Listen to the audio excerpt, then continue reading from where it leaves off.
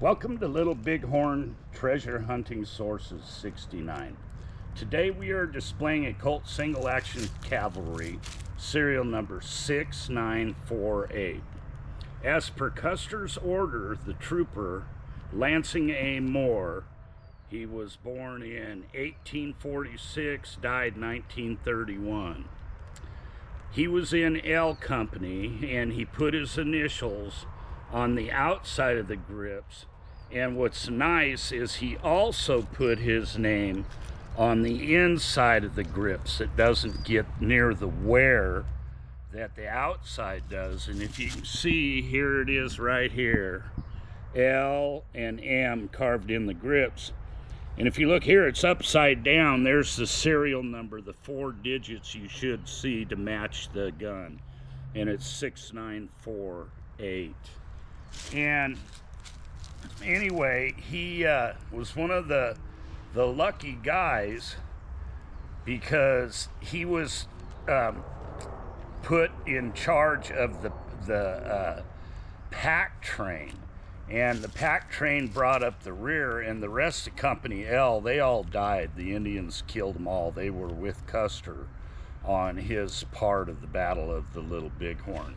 What's really nice about this piece is all the initials are pretty plain, and even I wish I could get Wendell to write for us, but you know, this one I can't tell what it says, but you can see all the writing that's in here. It's just so well worn, so I didn't want to guess. This stuff was so plain that, and here on Bullhead's mark, that I went ahead and wrote it out. And Moore, being attached to the pack train, he was behind Benteen, and they were bringing up the rear, and they were just well behind Reno and Custer.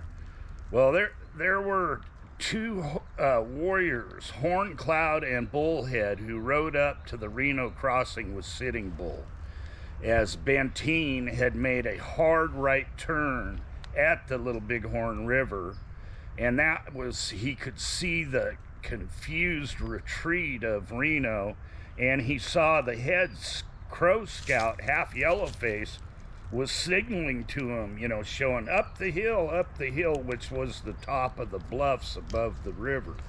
And that was the direction all of Reno's men that were still alive were heading up.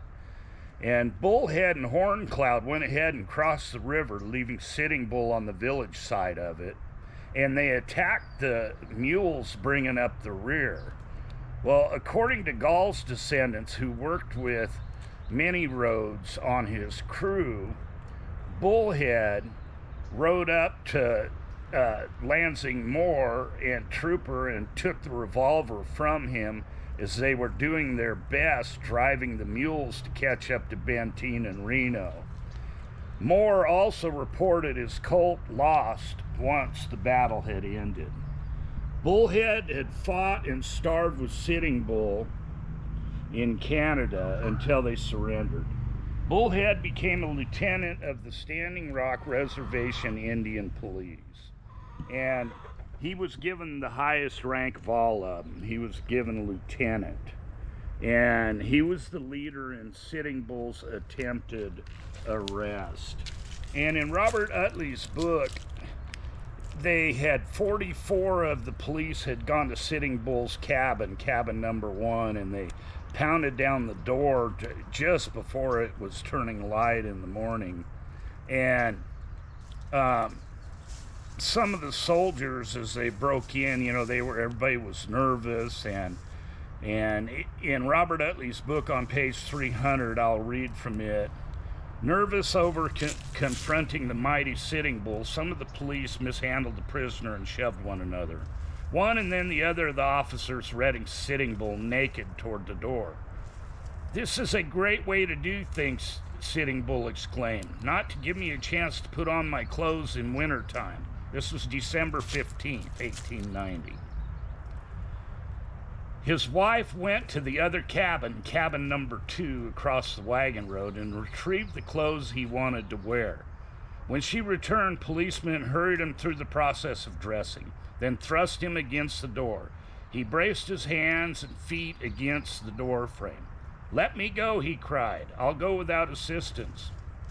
They emerged from the door and paused. Bullhead and Shaved Head flanked Sitting Bull, the former grasping his right arm, which would be Bullhead, the latter his left. Sergeant Tomahawk stood in the rear, pistol in hand.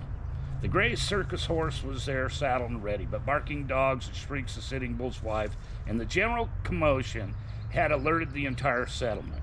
In the faint light of daybreak, people converged from all directions, pressing against the cordon of nervous policemen about taunts and insults, shouting out taunts and insults. Catch the Bear shouldered his way through the throng to confront his mortal enemy, Bullhead, whose hand gripped Sitting Bull's arm.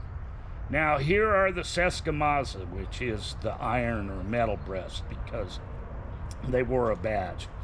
He spat out scornfully, so all could hear. "Just as we expected all the time. You think you are going to take him. You shall not." Turning to the crowd behind him, he yelled, "Come on now, let us protect our chief." As men began to work through the police line and press closely to the cabin, Crowfoot, the youth who had grown up too fast, that was Sitting Bull's son, came to the doorway. "Well," he chided to his father, you've always called yourself a brave chief. Now you're allowing yourself to be taken by the Sescamaza." For several moments, Sitting Bull lost himself in thought, then said, "I shall not go," he declared. "Come now," implored Bullhead. "Do not listen to anyone." Bullhead turned to Jumping Bull, who had come unarmed on the scene, and asked his aid. "Brother," said Jumping Bull, "you ought to go with the police and not cause any trouble." "Uncle," Lone Man added, "nobody is going to hurt you. The agent wants to see you, and then you are to come back. So please do not let others lead you into any trouble." Sitting Bull hung back. Bullhead and Shaved Head tightened their grip and pulled. Red Tomahawk pushed from behind. They moved toward the waiting horse. The crowd went wild. People shook their fists, cursed the police, and shouted, "You shall not take our chief." The police tried to keep order, recalled Lone Man, but it was like trying to extinguish a treacherous prairie fire. Suddenly, Catch the Bear shouldered his Winchester, took aim, squeezed the trigger. The bullet tore into Bullhead's right side, sent him sprawling as he fell. He turned his revolver up and shot Sitting Bull full in the chest. Red Tomahawk fired another bullet into the back of his head. An instant later, Strikes the Kettle fired, the bullet punching him into Shaved Head's stomach. All three fell together in one heap. As three men crumpled on the ground, Lone Man sprang at the smoking muzzle of the weapon that had gunned down his relative and superior. Catch the Bear swung it toward Lone Man, pulled the trigger, but it misfired. Lone Man tore the rifle from his grasp, clubbed him with the butt, shot him dead. Infuriated, Sitting Bull's men swarmed over the metal breast with knives, clubs, and guns. It was a vicious battle at close range. Bullets laced the little battlefield, fired at point-blank range. Police fire killed 5 more of Sitting Bull's followers, including Blackbird, Spotted Horn Bull, Brave Thunder, Jumping Bull, who had counseled submission and who was not even armed with a knife. Also died with his son, Catch Them wounded.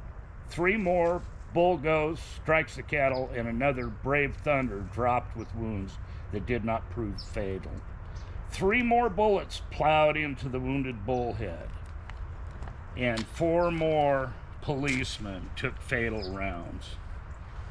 And so then they all, soldiers came and they drug in Bullhead and Shaved Head into and Hawkman 2 into the cabin and put them on a pallet, and Crowfoot was in there, kind of instigated the whole thing, and they said, "What should we do with him?" And Bullhead, laying there in pain, said, "Do what you want with him." He started the whole thing. So they went and they clubbed him in the face with a rifle butt, and he went outside and they shot him several times. And then Bullhead struggled for several days. This was in the morning of December 15th, 1890. And it says, in the hospital, Bullhead thrashed in a coma and reopened his 4 wounds. And on December 18th at 4 p.m., he died without regaining consciousness. The following afternoon, he was honored in another military funeral. So, Robert Utley's book has just got a really good story of it, but something that's very interesting about this gun, and you can see the writing on the grips. It has an upside down US, and I'm going to do a video because I have other ones like that. And you can see writing on that side also. And what it says, I can't make out. But the thing that also is interesting is here, if you look at the pitting. Similar to what blood pitting would do to a gun. It's not really too much on that side. It's just around the muzzle and pitted up here. So anyway, I don't know for sure about it, but I think probably Bullhead's hand was wrapped around those grips. So that's the story here. We thank you for listening. I hope you enjoyed it, and God bless you.